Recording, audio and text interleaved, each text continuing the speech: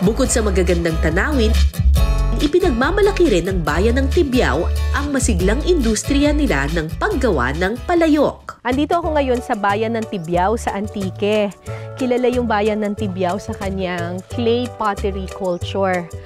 In fact, may mga barangay dito sa Tibyao na talagang tone-tonelada ng clay ang makikita mo. Kaya mayabong yung kanilang clay pottery industry dito. Hi, Ate Nancy! Hi, ma'am. Hello po. Ito po ba yung ano? Ito ngayon ang ginagawang parang mga palayo? Oo po. Ah, ganyan. Gaano po karaming lupa ang kinukuha po ninyo?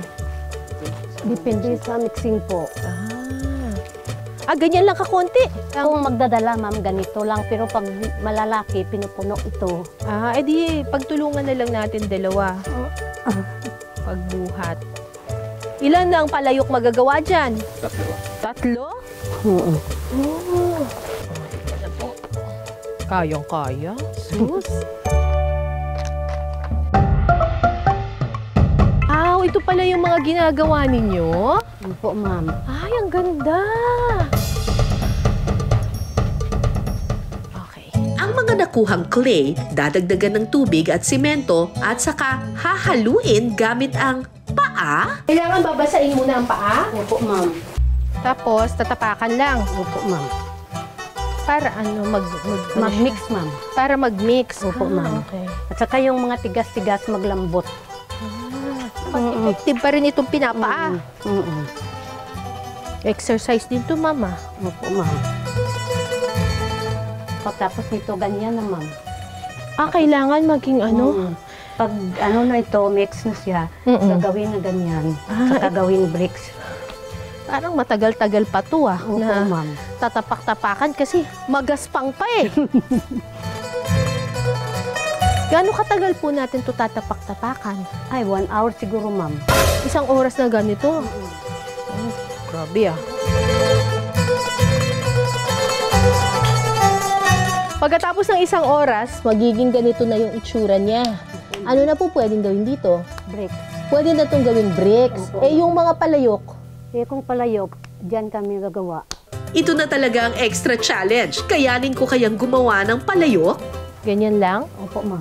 I-press mo konti, ma'am. Hala, bakit palayok na yun? Bowl na yung iyo?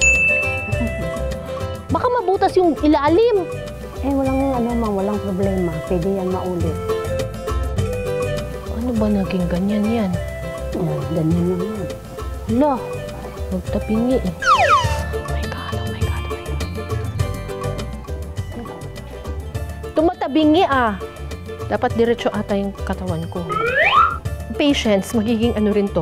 Magiging bowl din to, guys. I tell you. Ano ba itong ginagawa natin para? Palayok. Palayok. Gumagawa talaga sila dito ng palayok kasi marami dun sa mga dishes nila dito sa Tibyao ay niluluto talaga sa palayok kasi mas masarap kapag naluto sa palayok. Yun nga lang, ewan ko kung anong klaseng palayok itong nagagawa ko. Madurog. Ayusin natin, ma'am. Ay! Nasira na!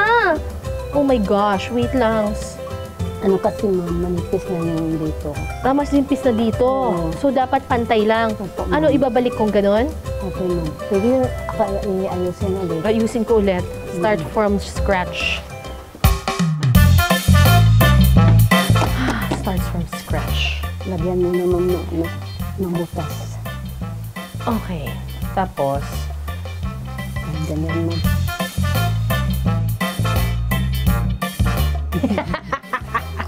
Nagiging palayok na, ha? May pagkapasupa siya ngayon, ha? Mabubuo rin yan, guys.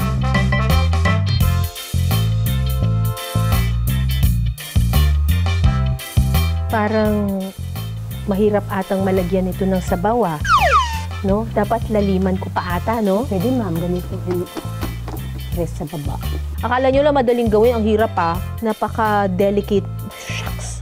Hindi pwedeng mabigat ang kamay mo dito Para tabingi Ate, ayusin mo kaya? O maaayos pa ba yan? Yan. Ang galing mo, ate, Ayan na. Pwede na! Pwede na akong magsabaw! Yan! So, ito yung nagawa ni Ate Nancy. Magiging palayok yan. Ako, hindi ko alam kung ito ba ay plato o mangkok.